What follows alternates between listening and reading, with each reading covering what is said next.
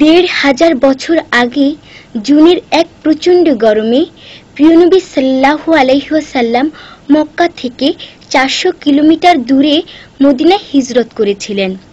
আজ আমি সেই জনপদ দিয়ে শীতাতপ নিয়ন্ত্রিত বাসে বসে মদিনার দিকে এগিয়ে যাচ্ছি। সফরের আরাম আয়েশ আমার চোখে আজ প্রচণ্ড ঘুম নিয়ে এসেছে। ঘুমোসনি চোখ, দেখছি পথ কেমন মদিনার, চারিদিকে শক্ত পাথর, পাহাড় আর পাহাড়, পথ কেমন মদিনার, পথ কেমন মদিনার। ঘুমোসনি চোখ, দেখছি পথ কেমন মদিনার, চারিদিকে শক্ত পাথর, পাহাড় আর পাহাড়, পথ কেমন মদিনার, পথ কেমন মদিনার। আমারি বাস ফুললি কমফোর্টেবল সিট, বাইরে থেকে আমার দেহে টাচ করে নাহি। আমারি বাস ফুললি কমফোর্টেবল সিট, বাইরে থেকে আমার দেহে টাচ করে নাহি।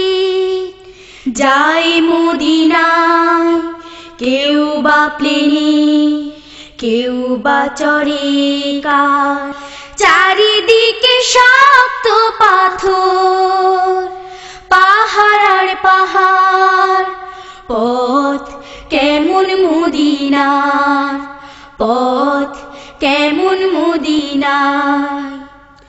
রাসূল যখন মক্কা ছেড়ে গেলেন মদিনায়, এই পথে তার সফর ছিল উটের খোলা পায়। রাসূল যখন মক্কা ছেড়ে গেলেন মদিনায়, এই পথে তার সফর ছিল উটের খোলা পায়।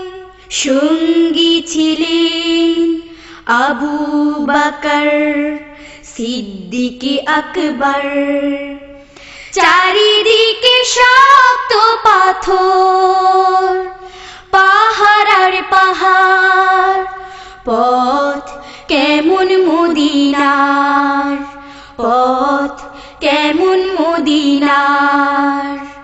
পেটে ছিল ভীষণ খিদে, পিছে ছিল ভয়, মরুভূমির গরম হাওয়া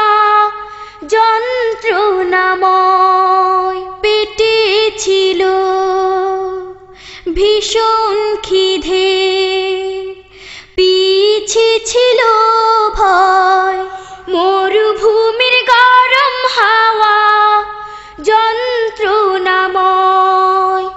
খাদ্য পানি সঙ্গে কিছুই ছিল না আহার, চারিদিকে শক্ত পাথর, পাহাড় আর পাহাড়, পথ কেমন মদিনার, পথ কেমন মদিনার। ঘুমোসনি চোখ, দেখছি পথ কেমন মদিনার, চারিদিকে শক্ত পাথর, পাহাড় আর পাহাড়, পথ কেমন মদিনার, পথ কেমন মদিনার, পথ কেমন